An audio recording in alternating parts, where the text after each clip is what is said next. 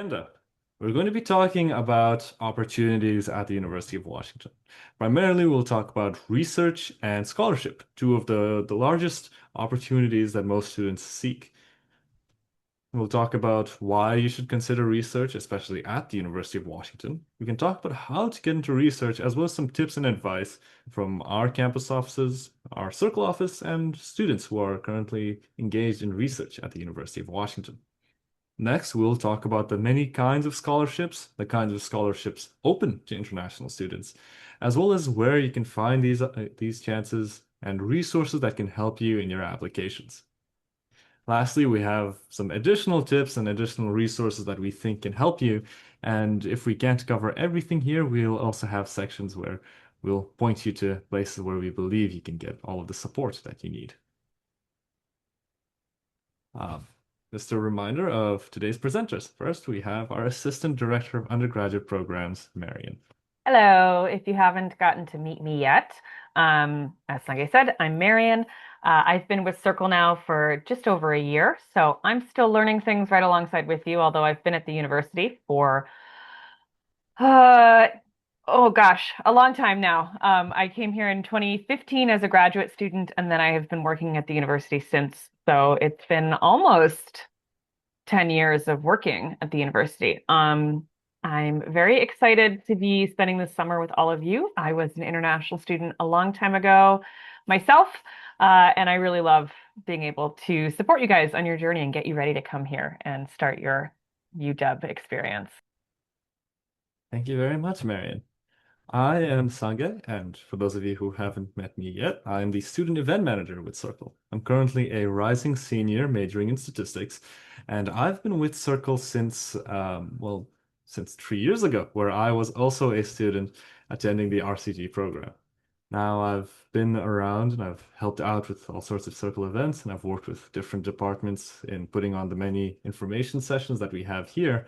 I've also worked as a PCL last year, so I'm hoping that I can try my best to apply all of the experiences that I've had in an effort to make sure that all of you are set up to the closest that you can be to an almost guaranteed success. Of course, there'll be a lot of exploring, there'll be a lot of material today, and hopefully we can all stay afloat and keep up.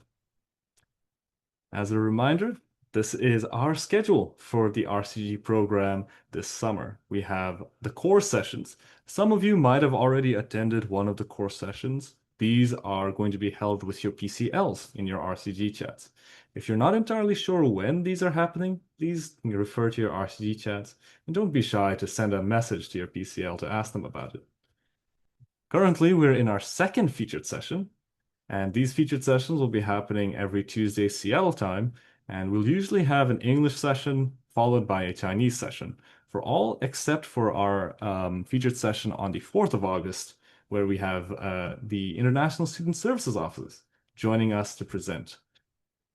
Lastly, we have weekend activities, our first one beginning this Saturday night Seattle time. Weekend activities are a very great opportunity for you to have some fun in a casual space, just meeting international students from around the world.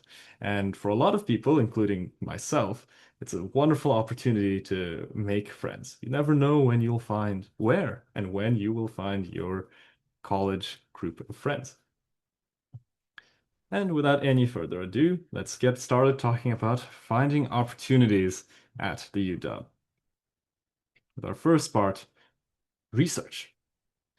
Now, the UW is one of the most prominent public universities for research, with 8 Nobel Prizes and with our faculty, over 5,000 awards, and almost $2 billion in research grants. It is one of the top destinations for research. And of course, this research isn't exclusively for graduate students. Where at the UW we have over 8,000 undergraduates who have participated in at least 1/4 of research in their time at the UW. There's a strong emphasis on research across many disciplines at the University of Washington, and it really establishes the outstanding academic reputation our university has. Now, the first question that a lot of students ask themselves is why they would even consider research. Now, if all of you are joining us here for today's session, I'm guessing that there might have already been some motivation on your part or some reasons why you might be interested. But I think it's always helpful to revisit all of the wonderful reasons to consider research.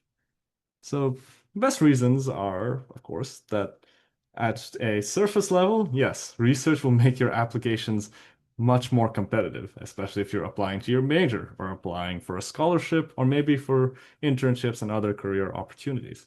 But beyond the surface level practicality, it really helps you develop your knowledge in that discipline further.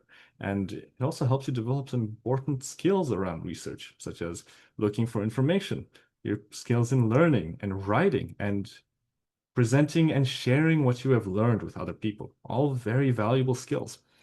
And this experience is invaluable if you are considering graduate school at some point in your career. Research also connects you to other people in your discipline, especially leaders. This can be great for future mentorships or collaborations, and better yet, a network really helps open many, many doors for you. This can come in the form of career opportunities or letters of recommendation. Lastly, I think that research enables students to contribute in a meaningful way to the advancement of knowledge in their field. This can have lasting impacts on society in many, many different forms. So, hopefully, if you haven't already been convinced, these reasons have been enough to get you all the way on team research. And so, the first question that always comes to all of the new students at the UW is, well, all right, I want to do research, but where do I even begin? Now, there are many, many resources, but we'll start with the Office of Undergraduate Research, which, well, by the title, you can guess. Yes, they offer a lot of helpful resources around research as undergraduate students. They offer many information sessions where you can learn more about the research experience and ask any questions you might have. They also offer tutorials and opportunities for you to learn more. I believe they have some library tutorials to teach you how to navigate the UW's very vast and expansive libraries to find all of the information that you might need for your research. Additionally, they offer a course in the spring quarter for first years called Gen ST 220. This course helps as an introductory seminar to prepare undergraduate students for research. You can also sign up for advising through their website if you need some help developing strategies to land your dream research opportunity or to enter your dream research team. Now, broadly speaking, there are two different pathways students take to enter research. They either take the path of independent outreach, which means you find your research mentor or your research project on your own, and you send them an email or reach out to them to ask if you can join their research team or project. Alternatively, there are organized programs that are more structured opportunities. Rather than a system of independent emailing, there's a set application process and timeline. And most of these organized programs happen in the summer, but there are a few that are available during the academic year. So we will begin by talking about examples of independent outreach, of which during today's session, we'll talk about three main ways. I think that as far as independent outreach goes, there are so many, many, many different ways that you can enter research this way. But we'll focus this session on just the three. The first of which is the Research Opportunities Database. You can navigate this through the Office of Undergraduate Research's website, which our wonderful executive director, Dan, has linked in the chat. On the page, they have the Research Opportunities Database, which is, think of it like a search bar. This search bar compiles all of the research opportunities located both on campus and the surrounding Seattle area that are currently looking for undergraduate students. Now, while you can browse these projects by filtering keywords or different terms of interest, you'll have to keep in mind that not every research is going to be the right fit. We strongly recommend that you take your time to really consider if this opportunity is the right one for you. Additionally, this list is not comprehensive. This does not compile all research opportunities available, nor is it continually updated, meaning that some information might be out of date.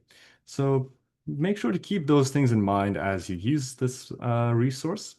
And on the topic of using this resource, let's take a quick detour to show you what it looks like. Let's see.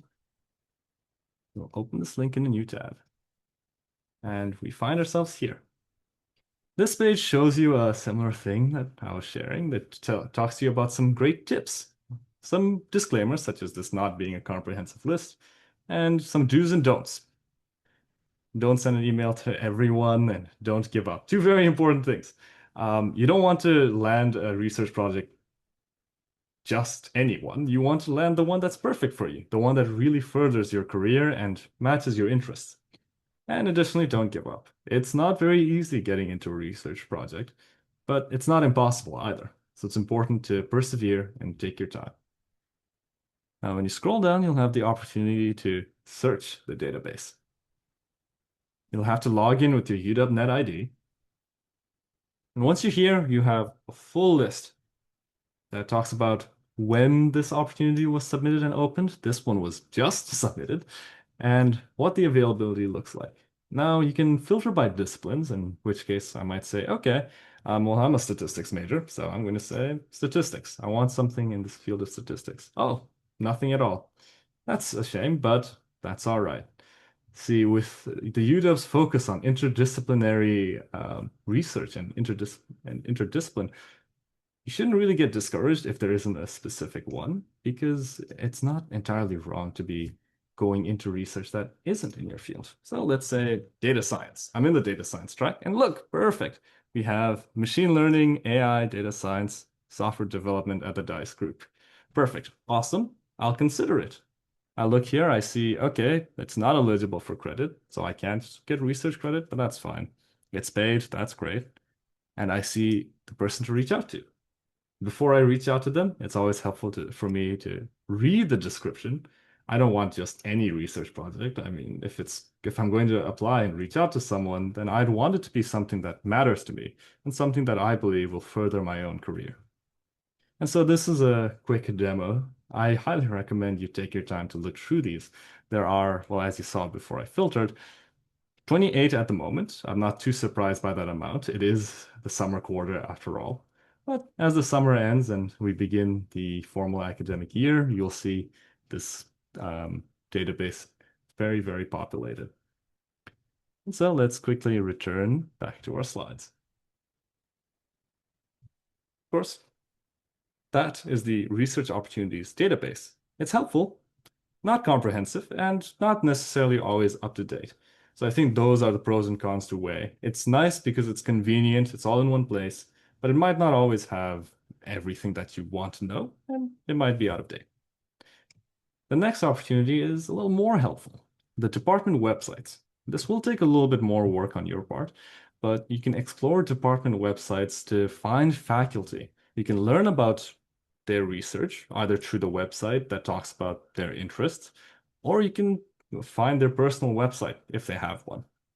Of course, their research publications will also be available to you either through Google Scholar or the library at the UW. And it's helpful to take a look so you can get an idea of what exactly they do. There's also the iSchool link, which will be shared with you soon. Now, some departments might have additional research centers. Rather than just a list of faculty and their research areas and interests, they might have a specific program or institute, like the engineering or business departments.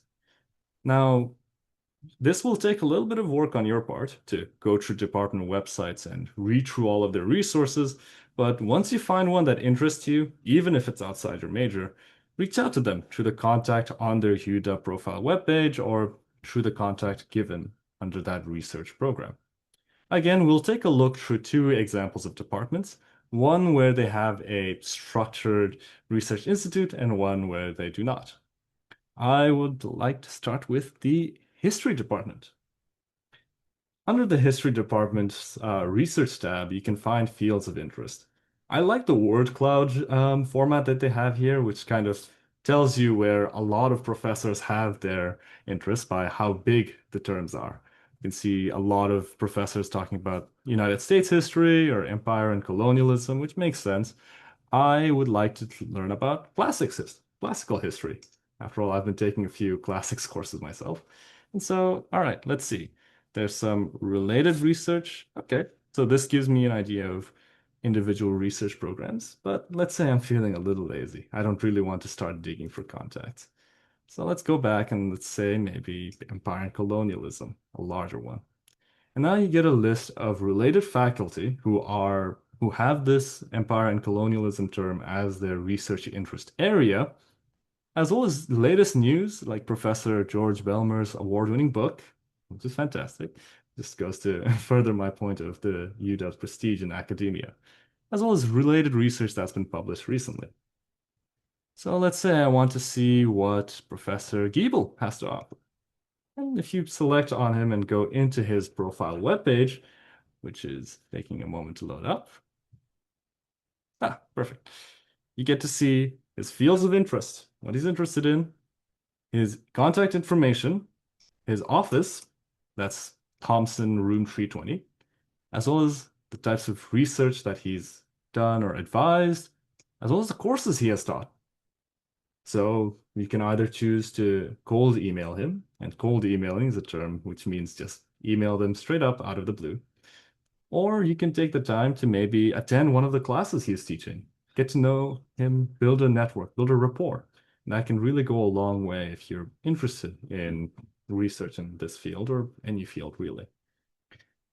Now, this method is a little bit more work on your part. You have to find this department, you have to find the fields, you have to find the right faculty, and then you have to meet them, email them. Some departments, like the College of Engineering, on the other hand, under their faculty and research, they have research centers and institutes. These are a little bit more structured. This exists kind of in between independent outreach and organized programs where they have specific research centers. The Advanced Composite Center, the AI Institute for Dynamic Systems, the Boeing collaboration. So let's scroll down a bit and let's say I want to learn about the CELT, see what they have to offer. Clicking on this will take you directly to their link to learn more about their research. And it seems that this place tries to connect research to teaching. And so if you have an overlap between engineering and education as your fields of interest, this might be a good fit for you. I think it's always important to be open to see where your interests are. And so you have a link to the person who's heading this research center, as well as a contact. So if you had any further questions or wanted to know how to become a part of this research center, well, all of the contacts are laid out right before you.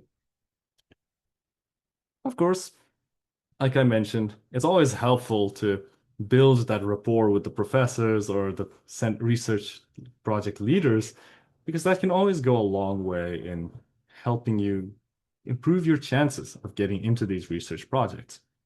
And on a similar note, a third way that people independently reach out to get into research teams and research projects is by classes and departments. People definitely do not take seriously the impact of just showing up. A great way to find opportunities is just to talk to professors in your classes or show up and attend their office hours. It's really, really helpful because one, it lets the professor know who you are and what your name is. And two, it gives you the opportunity to talk to someone who's actually involved in research and involved in all of the happenings of their department. This gives you a direct window to figure out, okay, I could get to know this professor, I could talk to them, and then maybe that's how I can find a good research program for me. Before you do this, or really any step here, I think that it's really, really a good idea just to reflect on yourself. You want to think about it and take some time to identify what you are interested in. What do you want to research?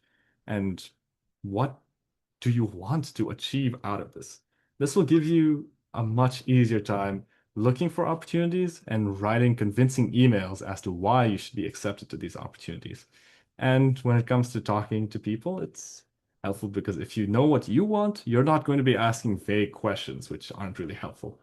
I mean, consider the difference between asking a professor generally just, oh, what research is there, as opposed to asking them about, oh, what research is there that, overlaps engineering with education. On that note, here are some helpful tips from the Office of Undergraduate Research about independent outreach. First and foremost, doing some research. Before reaching out about research, you should research. You want research to research, which is a tongue twister to say that you want to know what you're getting into. You want to know what questions you have about the project and who this mentor is, what they're interested in, why they're doing this research. And knowing about all of this is going to make it a lot easier for you to write a good email about why they should accept you into this research project. Second, reflect on why you're interested. I think that if you have an idea about what you want to achieve and what you want to do, you'll have a much better heading and have a clearer direction in which way to go. Now, the above steps will certainly help you find the content for your email, but when it comes to actually writing and putting this content into a structure and format, you can refer to maybe the email template on the website of the Office of Undergraduate Research, which will be shared below. Or you can also attend course session number 3 in the RCG program with your PCLs, where we'll be talking about some great tips about contacting departments, campus offices, and your professors. And of course, lastly, don't apply for every research project. I know a lot of students who go straight into it and just send emails to every contact on the list, but you want to find the right project, not any project. And it will go much, much farther if your emails are personalized and filled with noticeable and demonstrated interest, rather than a copy-paste template that you're sending to 500 different professors. Now, that covers independent outreach, which is, reaching out to different professors and research teams in an attempt to land that dream research project. However, you might also find your dream research project through organized programs. Organized programs are similar to the research centers we saw. Rather than an individual team, this is like a set program. They have a set timeline with a set application process with deadlines and expected submissions. And now, one example is if you're interested in a short-term program, consider the summer programs that they have on the Office of Undergraduate Research. These are a 9 to 10-week project where you'll work with the research mentor during the summer quarter, which is usually the vacation quarter where students might not be taking classes. So if you're sticking around in the summer, this might be a great opportunity for you. Of course, there are various programs across the many different disciplines, so take your time to consider this as an option. You can explore these disciplines through the Office of Undergraduate Research, but we've also linked them down in the chat. I think they do compile a good list of interests and fields in the humanities, the arts, maybe social sciences, or even the STEM fields, which are always very popular. Of course, there is one very great organized program we'll point you to. There are many, many, many great ones, but the one we will point you to this time is the Undergraduate Research Collective. It is a program aimed to increase first and second year undergraduate engagement in research. Now, this is only once in 2 years. This isn't always, and this isn't annual, so you'll have to time it right. But it is open to first and second year students. I would like to emphasize further that this is not based on credits or class standing. This is by the time you've been at the UW. So if you're coming into the UW with enough credits to be a junior, you are still eligible, so long as this is just your first or second year time-wise at the UW. Now, the next application cycle, which opens every 2 years, is going to be in spring 2027. So this is a paid undergraduate research, which is great because this kind of feels like a scholarship and a research opportunity at the same time. I believe the amount is $8,000 awarded to 20 recipients. It's paid in installments of $1,600 over 5 quarters. Now, you will need to write an essay. And you'll have an opportunity to go through the Undergraduate Research Collective link in the chat to see the past mentors that have been assigned to students. I believe that the updated list of upcoming mentors will be made available sometime soon. But for now, you can take a look through this to get an idea of what to expect. So definitely keep this on the horizon. Of course, at the end of this 2-year program, you will be presenting your research at the Undergraduate Research Symposium. What's that, you might be wondering? It is an annual celebration of all of the undergraduate research that year. It happens every spring quarter, so end of the academic year, and it is a great place to be if either you're going to be applying to present at the symposium, but if you're not presenting and you're interested, I recommend just going in and checking out all of the research that all of the other students have been doing this year. It is a grand exhibition. I think it is a wonderful target for you to aim for if you are hoping to do undergraduate research. Now, we've just given you so much content, and I know there's so many resources, so many different offices. I've thrown out like 7 acronyms while we were here. So let's take a moment to slow down, take a breather, take some time to think, and we'll break up this heavy brain block with quick activity. So some questions we'll be throwing out for you to respond in the chat. 1. The UW has 8 Nobel laureates. Can you guess what fields their Nobel Prizes were awarded for? 2. Can you guess when the most recent Nobel Prize was awarded to a UW faculty? And lastly, if you have any research interests, share them with us in the chat. Whether you have a general discipline you want to get into or a really specific topic.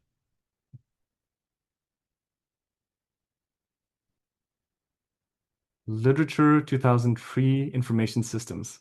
Oh, I see someone already knows the most recent I was gonna say, laureate. or they're Googling. Hey, Google is a good skill to have. Google is a Efficient very good skill skills. to have. Yes, David Baker, who won the 2020, who won the Nobel Prize in 2024. Great.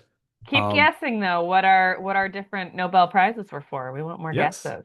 I saw the guess. Literature, surprisingly, is not one of the Nobel Prizes that have been awarded. But keep guessing. We have 8 different ones. And you'd be surprised by how many different types. Math, unfortunately not. Though we do have an award-winning mathematician, Dr. Neil Koblitz. Physics, correct. We have actually had 2 Nobel laureates who have won a Nobel Prize in physics. So we've got chemistry or biochemistry. Chemistry, yep. Chemistry, biochemistry. I don't know exactly, but that was David Baker in 2024. We've had 2. Oh, your intended major is biochem. I see. Because of him and the IPD. Wonderful. Great. Wonderful. It's very good to have such specific knowledge about who you're interested in and what you want to do. This will really help you when you're trying to get into research. But yes, we've had 2 physics laureates, 1 chemistry laureate, and we're still missing the fields of 5 other Nobel laureates at the UW.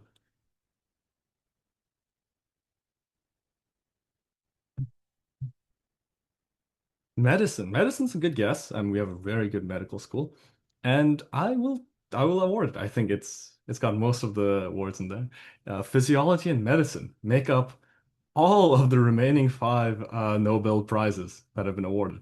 So we've had 5 physiology and medicine Nobel Prizes, 2 physics, and 1 chemistry. That makes up all 8. And I think yes, the most. Oh yes. one of the professors got like in the 1970s or 1960s for developing or creating dialysis that saved so many people who had kidney Oh, issues. Yeah. wonderful. Well, hopefully that attests further to the academic prestige of the UW. Yes, our last Nobel Prize was awarded to a UW faculty in 2024.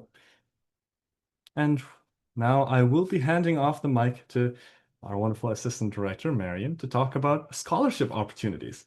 Of course, while this is ongoing, I recommend that I ask that you continue sending out research interests you have in the chat and think about some questions you might have for our quick Q&A at the end. Thank you, Sange. You'll notice I have a very different presentation style than Sange. I'm not nearly as well spoken as he is, so please stick with me anyway. But yes, I'm here to talk to you about money, scholarships, getting money to fund your education. This is one of the most popular things that students from all over the world and all over the country and our state want to know about. As you all are very aware, university in the United States is very, very, very expensive. So there are a lot of different ways that students try to fund their education, and scholarships are a very popular one. So let's go to the next slide. So this is something that you're going to come across when you're looking at scholarships here in the United States. It's going to be probably different than what you've encountered before when you're looking at things back home. But in the United States, we have two different major categories for scholarships that you're going to come across, and they're merit-based and need-based. And this is important for you as an international student to understand. You will not be eligible for need-based scholarships. This does not mean that you don't need the scholarship, but need-based is a category that is determined through federal and state financial aid applications for which you as international students are not eligible. Those are specific. They will say that they are need-based. They will, you'll be able to search for them that way, but just keep that in mind as you're looking, all right? And don't get tripped up by the phrase need-based when obviously you're looking for funding. You also have a financial need, but it's not the definition that they're using to categorize these scholarships. Merit-based scholarships, on the other hand, are ones that you are awarded based on achievement. So maybe it's your academics, maybe it's your extracurricular service or a particular talent. Maybe you are an athlete and you're getting a scholarship based on that. These are different. These are separate from financial need, demonstrated financial need. So most of the scholarships that you're going to be eligible for and look for are merit-based. There are also scholarships that are awarded to students based on identity. So you might be able to find, for example, a scholarship that is specific to students coming from Japan, funded by an organization that promotes cross-cultural experiences or something like that. So just keep that in mind as you're looking around for things. The Office of Merit, this is a mouthful, guys. The Office of Merit Scholarships, Fellowships, and Awards, also known as OMSFA, is basically what the Office of Undergraduate Research is to your research opportunities. That's what this is for scholarships. So they have a whole database of all the different scholarships that you can search up. They are here to advise you, to hold workshops and seminars on how to apply for these scholarships, how to be competitive, what to search for, what you're eligible for. And they have a whole lot of resources that are available to you through their office. So they are really wonderful, and they know a lot about working with international students. They're a great resource. And we mostly are going to look at their database. They have a big database of all these different scholarship opportunities. It's not exhaustive. There are ones that you will find outside of this, but this is a pretty comprehensive one and a really great first start for you to look into scholarship opportunities. One of the things that we're going to suggest as you do this, check the eligibility very, very carefully. This is not always going to be, you're not always going to find something that looks like you're eligible and, everything seems to line up, and then you read the fine print and it turns out that, oh, it's not open to international students, or, oh, it's only open to students in this particular area of a major or something like that. So always read very, very carefully the eligibility. But Sagi, let's go into the database and just look at what that looks like. Now, as we follow the link, you'll see that it's built on the same infrastructure as our research database. So we'll take a scroll down and we'll see. Okay. Yeah. So you can search by, well, you know what? Because you have the control, I'm going to let you do the demo here, Sange. Okay.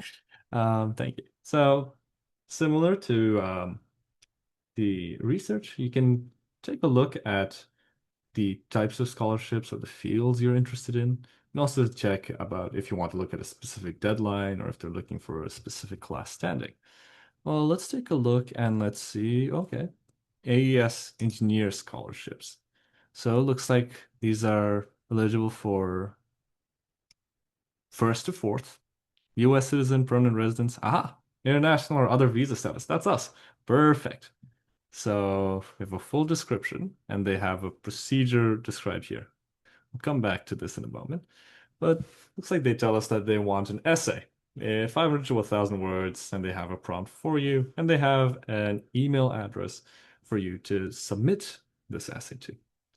And there's also a contact information. So much like the research database, and like Marion said, it's very important that you follow up and check this external website. The information might not always be entirely up to date. Great. We're here at the AES engineering website. Now, please be patient with me as this is also my first time seeing this website. So let us see. Okay, scholarships for 2026. Great. Criteria. High grade point average is not the only criteria. Great. Scholarships basis of character determined by essays that are submitted. You're not required to be taking. Okay. AI generated application will not be accepted. Wonderful. Good to see. So the amount awarded will be $500. There's the deadline for entry, still plenty of time, and where you need to submit your essay. There's no application packet. Do not include your resume at this time. Be sure to include your full name as well as the name of the school you are attending and your plans for next year. Really important that you take your time to understand exactly the terms and conditions of the scholarship. Looks like you've had few winners. You've had 4 winners for the 2025 year, 2 winners 2024, 4 winners 2023. So maybe the number of recipients varies a bit depending on the year.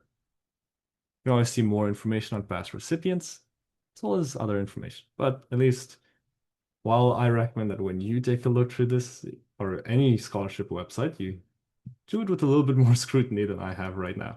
But at least what we can gather from here is that, well, it's still open and we've learned how much they're awarding. I will return the mic back to Mary. Thank you. Yes, one of the things that I also want you to keep in mind as you're looking at this database and going to these external sites, sometimes there will be scholarships on the external sites that are listed that are not in the database. So always take a peek and see what else they're offering. Again, this list is not exhaustive, so you want to really take your time to explore and find things that might be applicable to you. The other thing that I'd like to caution you against, can you just open up the database again, Sange?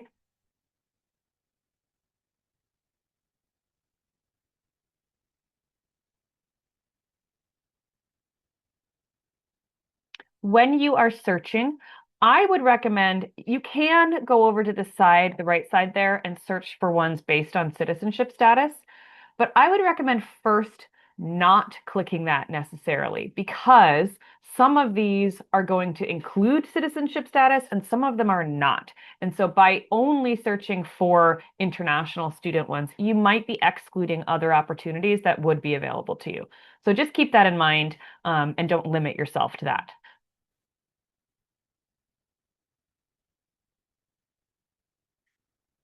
So, next slide. One of the most popular scholarships for international students, and one of the ones that is the most awarded to international students, is the Mary Gates scholarships. There are 2 different kinds of scholarships here, and these are research and leadership awards, and they are hefty. You get $5,000 in 2 installments. But they are really great opportunities for you to build your experience and to help fund your study. And they are available to international students. We know this for a fact.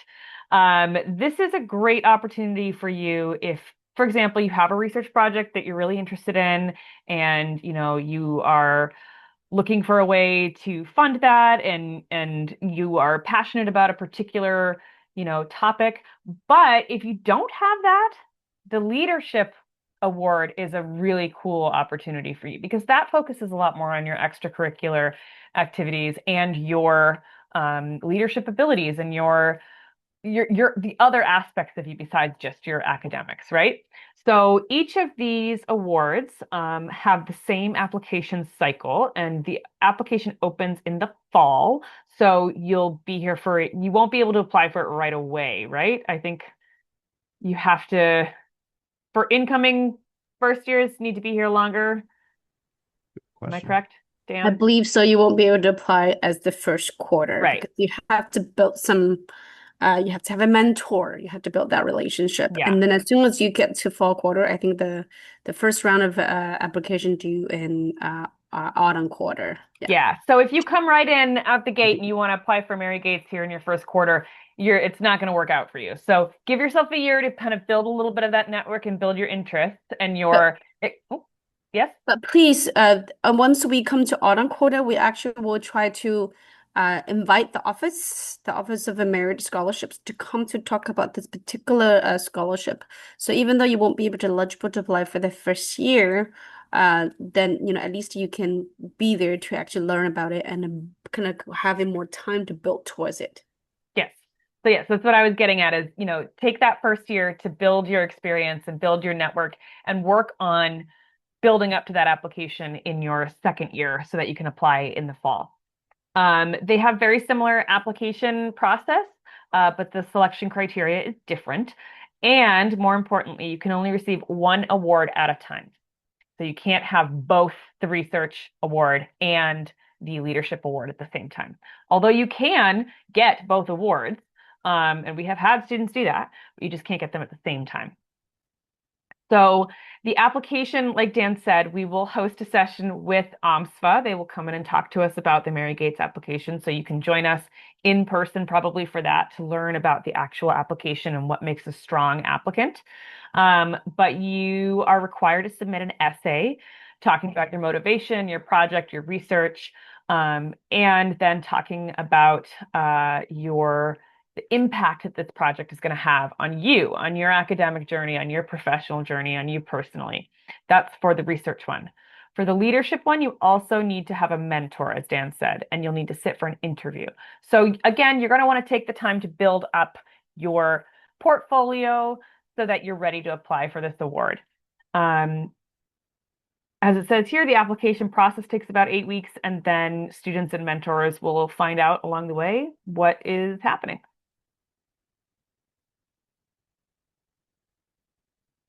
I won't dive too deeply into the Mary Gates criteria because I think, again, you guys will want some time to learn about this and build up into it, but you can learn about it here by going to the Mary Gates Research and Mary Gates Leadership Scholarship pages. Read through those, take your time, see what past students have been awarded for. Think about how it might apply to you, what you might be interested in building up to get ready for this application. How many Mary Gates scholarships for the research part are awarded per year? That's a good question. Dan, do you know how many they award? This used to be once a quarter. Each quarter they have somewhere about 8 to 10 students. Now that they trying to save too many cycles, they actually combine into once a year. So I would assume that the number probably went up. So instead of like a 10 each quarter, I would assume somewhere between 15 to 20 per year. It might say on the website. Let's actually take a quick look. Let's take a look at Mary Gates research. Okay, let's see. We've FAQ. moved to one application cycle per academic year. Let's see. Let's look at that FAQ research scholarship on the side there. Maybe. How competitive? How competitive? It's right, strengthening your application. Aha, Yes. there we go. 100. In autumn, yeah, 2025, 100. So 100. So I underestimated. yeah, it's gone up quite a bit. Right, I guess that answers that. So yeah, you can poke around the website there and read about, how to build an application, how to select your mentors and things like that. Okay. That's exciting. Yes. So moving on. Okay, one of the other common ways that international students will find scholarships and funding for their study at UW is through departmental scholarships. And these are awarded by specific units and departments at the university, not by the university financial aid office, not by an outside entity, but for example, by the statistics department or something. They might have their own pots of money that they use for things. That selection criteria and those application cycles and processes are set by each department. So they might be very different from some of the other ones. So you want to make sure that you are looking at those carefully. But these can be a really good opportunity, especially if you're building that familiarity with professors and people, researchers, and academics in the department that you're interested in, because this is where having that relationship, like I said in the chat earlier, if you have a good relationship with a professor and they have a research opportunity or a scholarship open up, they're going to think of you first. So keep that in mind. So let's look at an example at the College of the Environment, which was put in the chat here. So the College of the Environment has a great list of departmental scholarships that they have.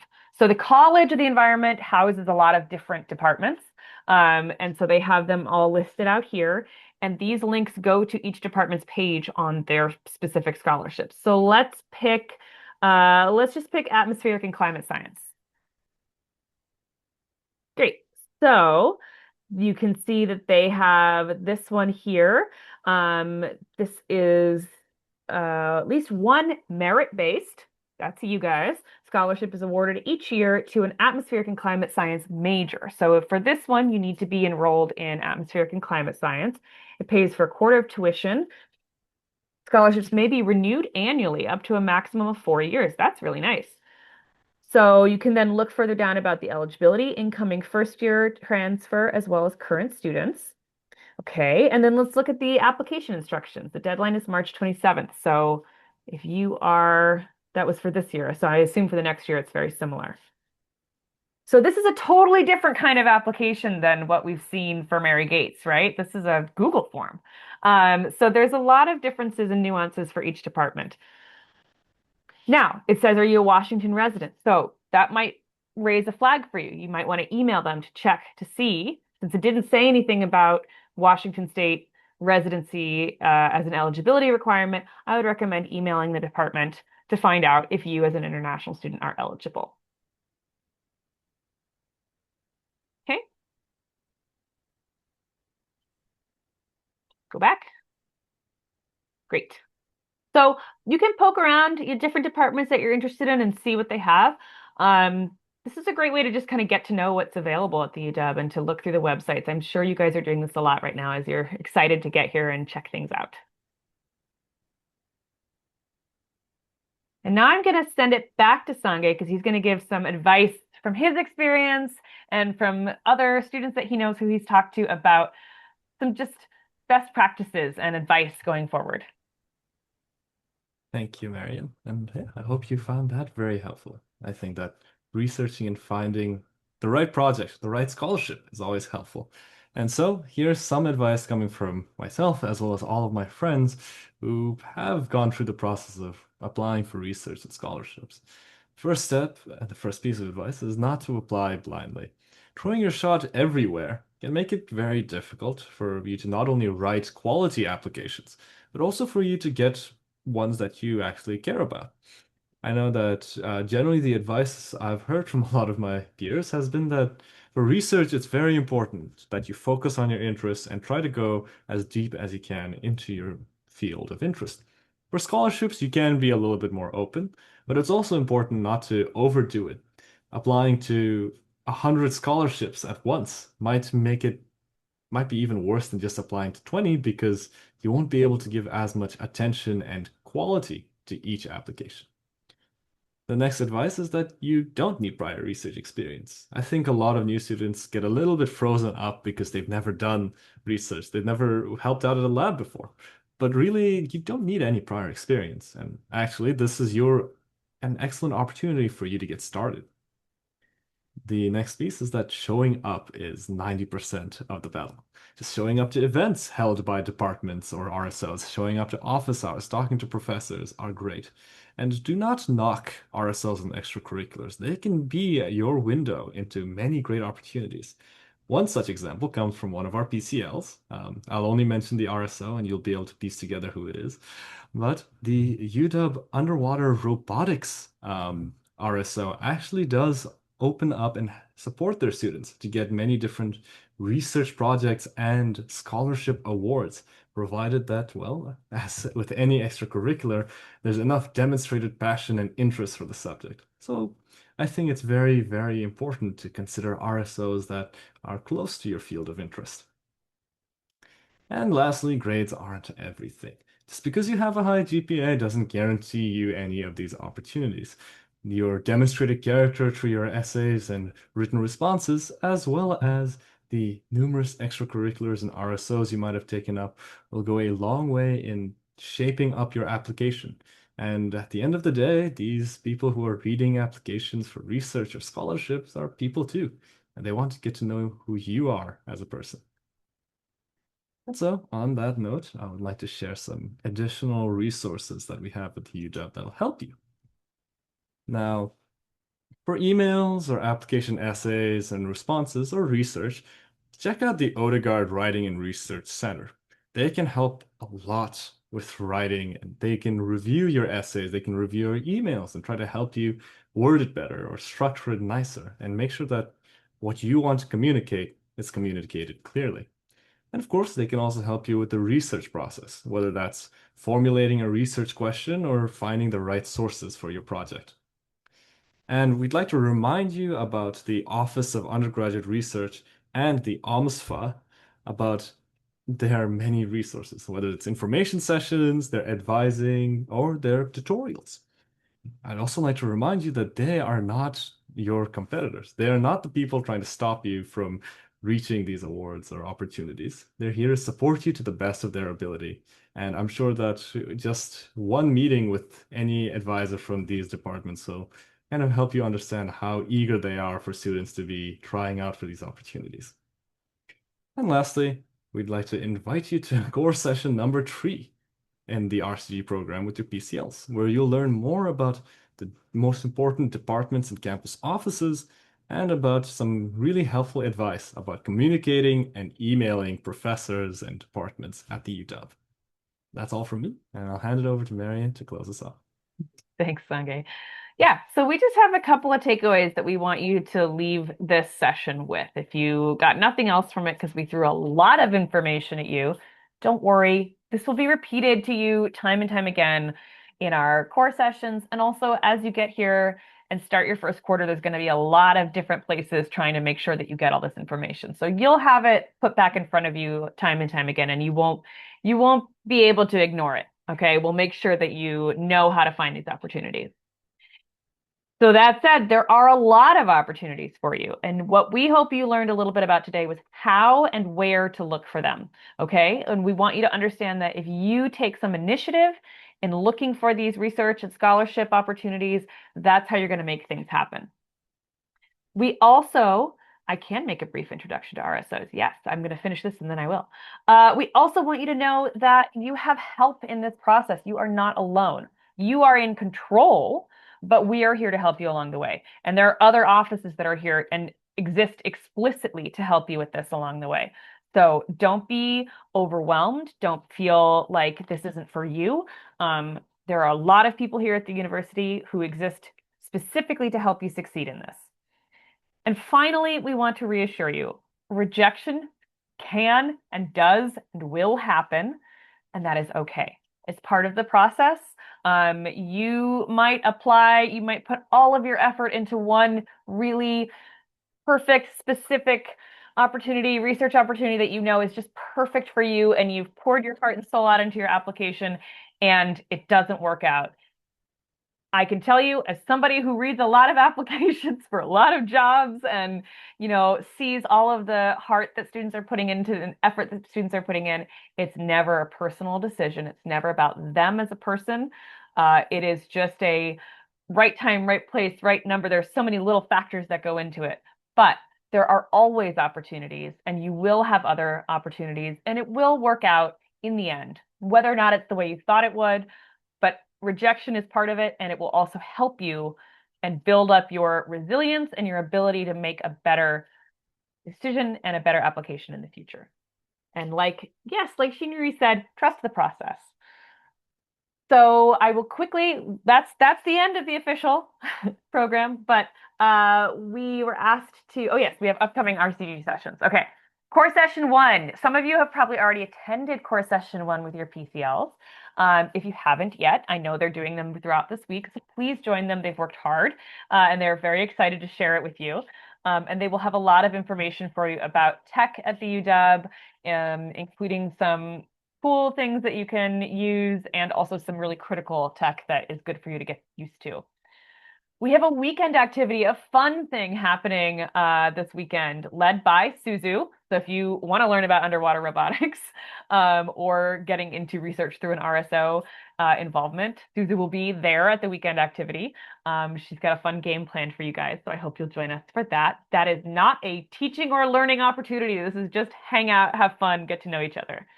And then next week, we'll have our featured session number 3, same time, same place. And we will be talking about majors, how to explore your majors and make decisions about that while you're at UW.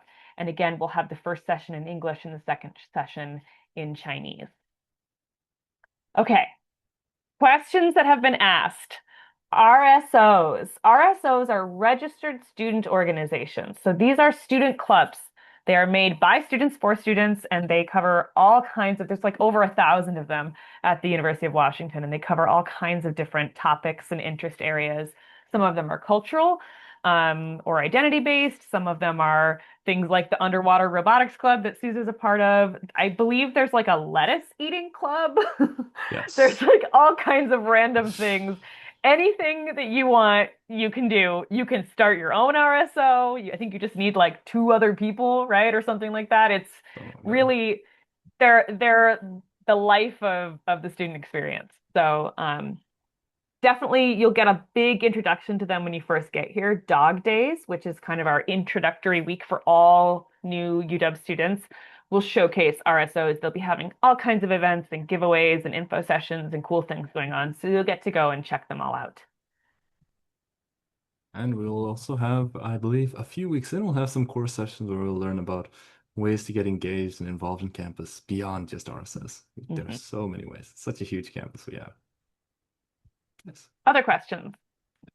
We have just like a couple of minutes, and then we're going to hand it over to Dan and Mei Chen to do the Chinese version of the session. But Sangha and I will be here to answer questions in the chat for those of you that still have questions and want to stick around. Can undergraduate students do research in what would be considered graduate school disciplines? Interesting question. Can you, I'm going to say, I'm going to give my favorite answer, which is that it depends. Do you have an example of a graduate school discipline that you're curious about?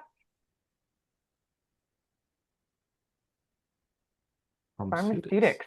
Okay. I don't know. That's a good It's a good question. Um, yeah. That would be, I would suggest in that case, looking into the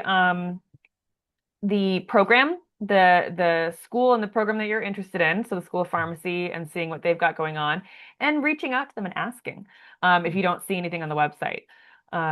My guess is if they don't have an undergraduate program, that they probably don't have things on the website for undergraduate students, but that doesn't mean they don't necessarily accept undergraduate student. Yeah. I think that's the best approach, like Marian Yeah. said. Good to do a little bit of digging. I know that there's Mm, some, I know genome sciences is usually restricted to mostly graduate students as a program, but there are undergraduate students who do research in those fields. So yeah. it is highly dependent on what the department has to offer. And if not And yeah. if not directly pharmaceutics, there are always adjacent or similar disciplines that you can go into. Thanks. One last question in the chat. Can undergrad students reach out to grad students and TAs to find research opportunities? And if so, do we reach out to them like we would a professor? And Dan said yes. And actually, I'm glad you brought this up. I should have mentioned it in the session that TAs and grad students are a great resource for this because they are usually plugged in directly to the professors who are doing research. And they are a really good voice to amplify your interest and to get you connected with the professors. So definitely talk to them about their journey and what they have to offer. Can I add two really tips since you guys are here? So one, you absolutely want before you go to meet with the professor, right? Because you want to impress that professor what you know about the lab and everything. Not go in there like I don't know anything. PIs, what we call the principal investigator, the ones who get the grant and run the whole lab, like manage the whole lab. They are busy. They have to teach classes, they have to manage grants, they have to manage the directions of, the research. They usually put a graduate student who's in charge of the lab, who's in charge of all the undergraduate students or volunteers. So you need to find out who's actually in charge doing the hiring, right? That's number one. So you want to actually meet a few of the people who's already working in the lab, volunteering in the lab, and to kind of get an understand what is this lab is about, who's in charge, what kind of people they're usually looking for. Maybe they're looking for somebody who will be able to do some, coding work, to help them build something. So you have a better understanding. That's number one. And number two, another tip that we learned from actually previous students is that usually a lot of people that are already working in the lab, they tend to find the jobs in the big corporates like Amazon's, Microsoft, a summer internship, because they're hoping that summer internship eventually turn into a return job, right, after they graduate. So in that means during the summer, a lot of these labs are losing their students. But some of these experiments, some of these research cannot be stopped just because of the summer. So actually, you actually better have a chance to actually get into these labs as a summer students. So that's what we learned. So don't give up the hope. Even though some people would apply as early as autumn quarter, try your best luck in spring, right? So, but you do have to do a lot of work. It doesn't happen like that. All of a sudden, whoops, you have an opportunity. It doesn't happen that way. Yeah. And I just want to one more tip because it's on my mind since I've been reading a lot of employment applications recently. Sange made the point earlier about don't just blindly apply to everything, right? Be strategic. You would be surprised how many applications I get that aren't even relevant to the job that I've posted. And I get students just saying, "Oh, if you have anything in, I'm looking for computer science, blah blah blah." And I'm, computer science? I'm hiring a PCL. It's not even relevant. They didn't even look at the job. They just hit apply, apply, apply, apply, apply. And if you do that for research, they're going to throw your application right out. So you want to be doing your footwork and legwork and checking out what is going to make you stand out and be really strategic and tailored with your applications. And the same goes for scholarships. When we read applications for students who've put effort in, it makes an impact. Real people read the applications, and it makes an impact. So take your time, be strategic, be thoughtful, and it will get you a long way. Okay. Yes. If you have more questions, Sange and I will be in the chat. And we're going to hand it over to Dan and Mei Chen now, unless you had something final you wanted to say, Sange. Oh no, I was about to say the same thing. We'll be handing it over. We'll be in the chat. Don't hesitate to reach out.